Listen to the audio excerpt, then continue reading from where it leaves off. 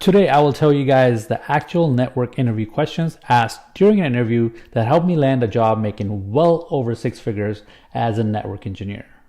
You better start writing them down because these questions will be asked in the interview. Welcome back to my channel, guys. For the people that are brand new, my name is Ali and I'm a CCI certified network expert working at Deloitte Consulting. I have over 20 years of experience in the field of unified communications and networking. So I started my career working in support in the NOC, where I worked my way up to tier 3 escalation. I have also led various network transformations for various Fortune 500 enterprises. For the past 10 years, my focus has really been mainly around architecture, planning, and design. So preparing for a network operations center or a network engineer interview involves understanding both the technical aspects of the network operations and the specific responsibilities of the role. Here are some of the potential interview questions you will encounter, along with tips on how to answer them. So take your pen and paper out or a notepad. You better start writing them down because these questions will be asked in the interview. So I will break this down in technical questions, behavioral questions, and scenario-based questions. So we'll start off with the technical questions. Here goes number 1. Can you explain the OSI model and its layers? So what they're trying to do is trying to gauge your understanding of each layer, function, and examples of the protocol devices that operate on each layer. So that's exactly what you have to do. You have to provide a brief overview of each layer, its functions, examples of the protocols, and the devices that operate on each layer. Technical question number 2. What is the difference between TCP and UDP?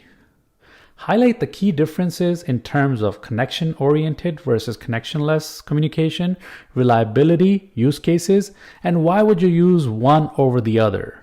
The whole network revolves around TCP and UDP. So understand what kind of traffic requires a TCP connection over a UDP, and what is the three-way security acknowledgement on a TCP communication. Number 3, how do you perform a network troubleshooting? That's an important one. This is the question that you need to answer correctly to be able to make it or break it. So you need to discuss a structured approach, such as identifying the problem, isolating the issue, testing potential solutions, and verifying resolution. I know it's a lot to say, right? But this is what they're looking for. Mention specific tools that you've used to do all this analysis, such as you use a ping, traceroute, Wireshark, port mirroring, TCP dumps, tracelog, and analysis, and many others. And you need to understand why you use those tools and why is one better over the other for whatever you're trying to capture. Number 4, this one is a super important one that I cannot stress enough about. They're going to ask you about what is subnetting and why it is important. So you need to explain the concept of dividing a network into smaller subnetworks and its benefits, such as improved security, efficient IP address management. Be prepared to perform a subnetting calculation. Back in the days, you had to do a subnetting calculation on top of your head or on a piece of paper. Now they have very sophisticated calculators that you use to provide a subnet to a network. Number 5. Describe a time when you had to resolve a critical network issue. Okay, this one is tricky. You need to answer this one in a STAR method. If you're not familiar, STAR stands for situation, task, action, and result. So describe the problem, your role, the steps you took to resolve it, and the outcome. Number 6, what are some common networking monitoring tools and how do you use them? So what you need to do is mention tools like Nagios, SolarWinds, PRTG, Zabbix. These are the most popular ones. Describe how you use these tools to monitor the network performance, detect issues, and generate reports. And if you don't know, there's a lot of YouTube videos on this subject, so you could definitely do some research there.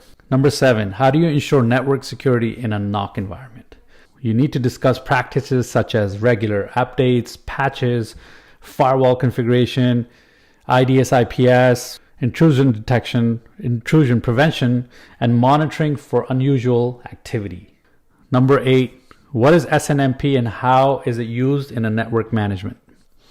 So you need to explain them what SNMP is, which is basically Simple Network Management Protocol. That's what it stands for, and what its role is in monitoring and managing network devices. Mention MIBs, which is Management Information Bases, and OIDs, Object Identifiers. SNMP is very important to understand in a NOC environment because you use SNMP traffic to monitor network devices. So when a network goes down or a device goes down, there are key policies being sent to the monitoring system that will tell you if the network is down. So study up on that.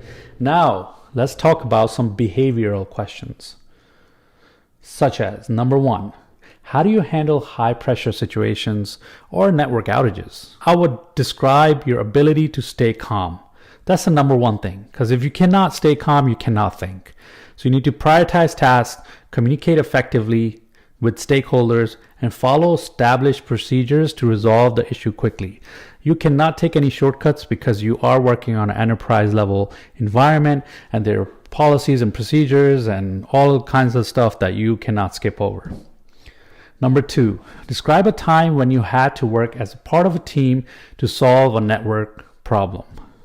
Again, in this one, you want to use the STAR method, which I discussed earlier. If you missed it, scroll back up and you will find out in the technical questions. So use the STAR method to highlight your team working skills, your role in the team, and how you contribute to solving the problem. So you might be working as a senior technical lead on the project. You might get put on an escalation call, and now you work with your engineer that's going to be helping you resolve that issue. And how you do that is what they want to know. Number 3, how do you keep up with the latest developments in networking technology?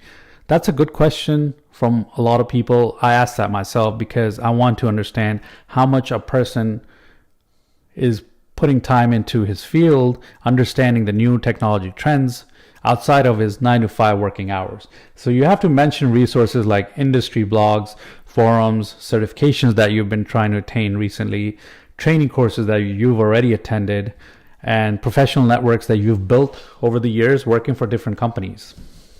And if you don't have any professional networks, you can make some on LinkedIn. So that's very easy. Number 4, this is a good one. What steps do you take to document network issues and their resolution?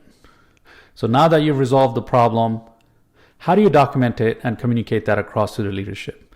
So you emphasize the importance of thorough documentation for knowledge sharing, future reference, and compliance. So those are the things that you would do for that question. Number 5, how do you prioritize tasks when multiple network issues occur simultaneously? That's a good one. They're trying to gauge how you're going to take one case over the other. And that's simple for me. If a network is down, that's your number 1 priority. Companies are losing a lot of money when their network is down. So what you need to do is discuss your approach to assessing the impact and urgency of each issue, using criteria such as the number of affected users, criticality of the affected services, and potential business impact. Most of the time, you have case manager or customer managers that will redirect you to the appropriate case if you are not currently resolving the most high priority case on the network. Now let's talk about some scenario-based questions. So you receive an alert that a critical server went down. What steps do you take to resolve this issue? I ask you. But I'll tell you, outline a step-by-step approach, including initial assessment, checking logs, verifying connectivity, escalating if necessary, and communicating with relevant teams. That's important. A user reports slow network performance. How do you diagnose and resolve this type of issue? So what you need to do is describe your process for gathering the information, checking for common issues, check for bandwidth usage, hardware faults, firmware, using diagnostic tools, and implementing solutions. Number 3, you notice unusual traffic patterns on the network. What actions do you take?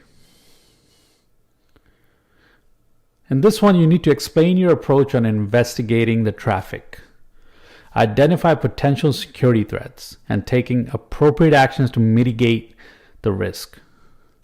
All right, guys, well, by preparing these questions and understanding the underlying concepts, you can demonstrate your technical expertise problem solving abilities, and readiness to handle the responsibilities of a NOC or a network engineer. I wish you the best of luck with your interview. Till next time, see you guys later.